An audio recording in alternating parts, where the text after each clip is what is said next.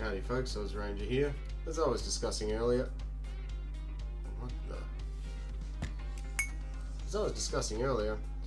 these brass cases have been sitting on my bench for a week. They've dried with no special treatment or anything. All I've done is put them through the wet tumbler with some dishwashing liquid and some metho. And as you can see, they're perfectly shiny. There's no tarnishing, no browning, no discoloration, and they only had 45 minutes in the tumbler. And they've been sitting on my bench for a week. No kidding. So the proof is in the pudding, or in the brass, or in the banana. Either or. Get a banana up ya. They're good for ya. Make sure you eat lots of potassium. Yum yum. Anyway, guys, that was just a little proof of concept just to show you. They're sitting over there. They have been for a week. So I just wanted to leave them out just to prove it to you. So save me from getting trolled about that as well. But anyway, about a cup of metho, maybe 2 cups if you really want to. Some warm water and some dishwashing liquid. Yum yum. Right, now to the point. Let's get to it. Howdy folks, OzRanger here. This is going to be a quick review on the PARD 007 night vision device. Now, I just want to caveat this by saying some people really like this unit and other people don't like it. It doesn't matter if you do or you don't, that's not the point of this video. I'm not here to bag a particular product and tell everyone that it's crap because that's my personal opinion. What I'm trying to do is give an objective review for people who might look at buying one of these after reading some reviews online or hearing some comments or suggestions. Just because somebody really likes it doesn't mean that other people will absolutely hate it. Now me personally, I don't particularly like this unit, but I know plenty of people that do. They have a lot of success with it, and in fact I had a really good discussion which I thoroughly enjoyed with another member of a Facebook group I'm on who not only really likes this unit, he also backs up his success with plenty of dead bunnies. He's obviously really enjoying using it and it's perfect for him. But for me, I just have some little things about it that just really don't quite suit my needs. Either way, that's okay. If that doesn't sound like the type of video you'd like to watch, then maybe you'd prefer to watch a cat video on YouTube that goes meow meow meow meow meow meow meow meow for about 3.5 hours on loop. That might be more appropriately suited for you. On the other hand, you might like to watch another shooting channel just until this video is over, and then come back and maybe enjoy a different video and a different review. So with all that being said, let's get into the PARD 007. Now I think I'll do this video in 3 quick parts. What I do like, what I don't like, and things that might make it just a little bit better that I've found. So to start off with what I do like about it, I really like the design intent of the unit. I think that the concept was a really good one, turning any normal rifle scope into a night vision scope. It comes with a series of collets which you can leave on your rifle and just interchange this to any rifle scope that you like. That's not a bad idea. The other thing it can do is record video and audio and take pictures. Not bad, right? Other than that, the battery life on it's reasonably good. It seems to do okay. It has an adjustable focus IR, which is, not a bad thing. That's about all that I really like for it. Now let's get into the things that I don't like. Well, for a start, the big thing is the frame rate drop. When it doesn't get enough IR light, the frame rate on this will drop to 5 to 10 frames per second. The problem with that is, quite often, the animal is moving, you're trying to track it, and if your frame rate's really low, that makes targeting it and shooting it almost impossible in many circumstances. The unit's only good for about 50 to maybe 80 meters maximum, in my personal opinion. I know some people have taken shots longer than that with it, but it's certainly not something that, you would say is good at it. The infrared light is not particularly powerful, but I've also found that mounting an external IR light doesn't really help the situation. Maybe it's due to the small lens diameter, maybe it's due to the internal components, I'm not really sure. Now, the other thing I don't like about it is that mounting it can sometimes be a bit fiddly and it can be off center.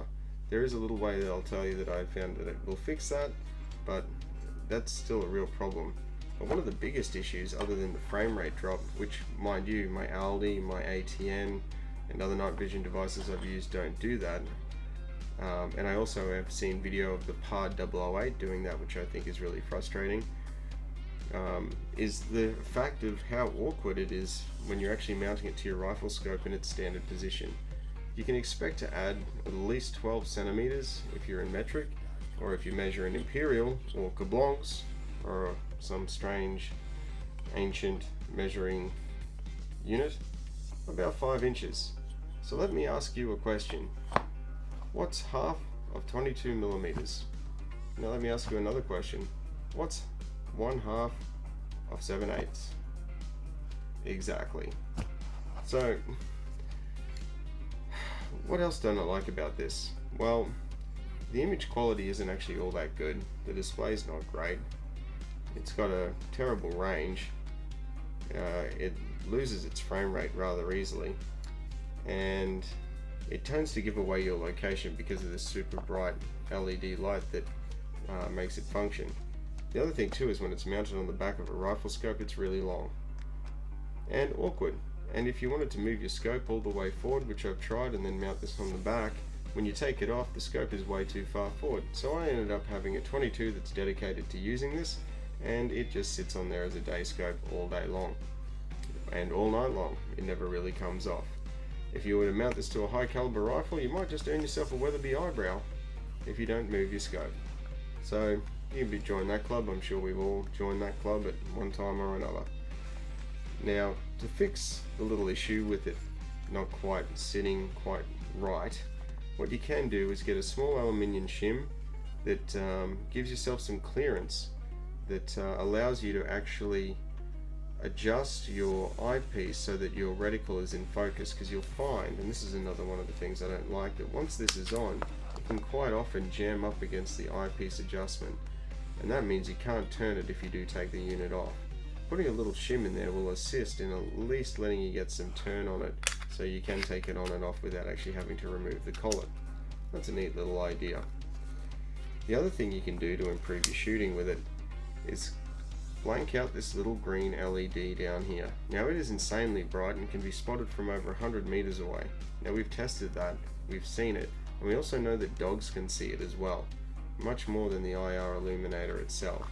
This thing makes you stand out like a frog in a sock. So the best thing to do here is just put something over it. I've tried tape, but it can make the buttons a bit sticky.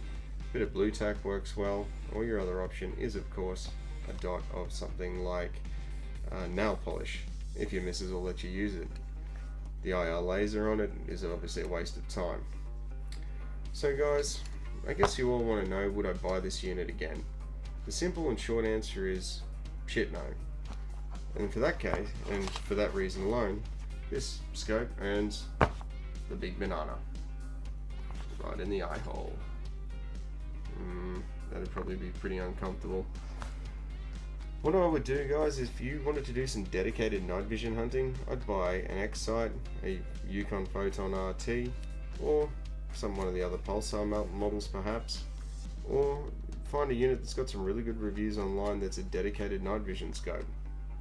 The X-Sight actually, for bang for buck, really can't be beat. I'd probably buy the 3-14 over the 5-20 because it's easy to spot targets and find them in your scope if you're using a hand spotter like the Aldi night vision device, which evidently I find a really great instrument of death.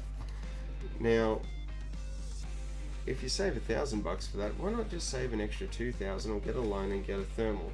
You will get far more capability out of something like an XM30 than you will out of something like an X-Sight, in my opinion. I think thermal is the way of the future and the way to go. So would I spend my $500 on this? Nope.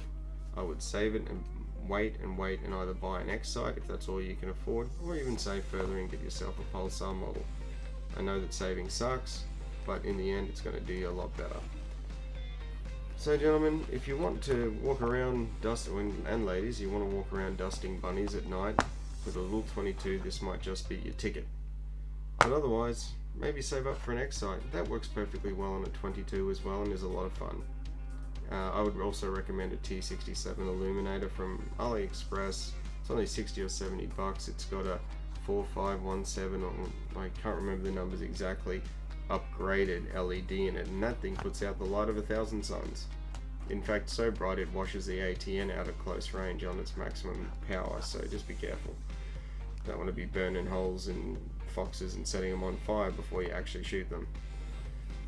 So guys, if that's been helpful, a pleasure to help.